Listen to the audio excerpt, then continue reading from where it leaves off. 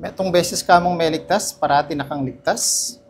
Sabi na kayong Ephesians 2 verse 8 and 9, "For by grace you are saved through faith, and not of yourself, it is a gift of God, not of works, lest any man should boast." Sabi na kayo niya, niyang menampalataya tamo kayong Ginoo, meligtas ta na. At ini, uling kayong grasya na ning Ginoo, na alita mo karapat dapat kitang kaligtasan na ning Ginoo, pero anyang menampalataya tamo, dinina nakatang kaligtasan ning Ginoo. At yapin itang grasya o lugod na ning Ginoo.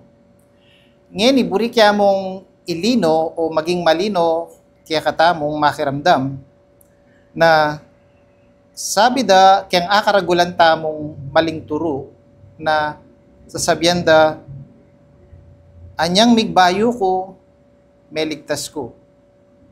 Pero nung lawen me, sabi na Kenny, alaki ang gawa mo. Metong pang akaragulan tamong maling turo, sabi na, manatili ko, anyang menampalataya ko kayong Ginoo, manatili ko kitang mabuti kong gawa, bang kanita, ligtas ko. Nung lalawen me, kalupaning sinabi na Kenny, alayo nga kayang sarili mo. Alaki ang gawa mo, alaki ang sarili mo. At sasabihan na naman Kenny, in kaligtasan tamo, metong yang regalo na ning Ginoo, na alayang bayad, libriya, alayang kapalit.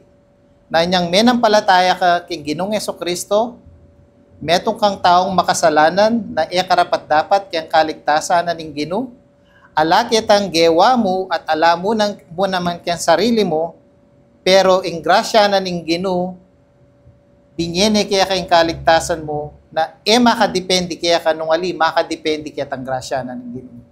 Kaya misan pa kayong Ephesians 2:8-9, metong beses kang meligtas, parati na kang ligtas.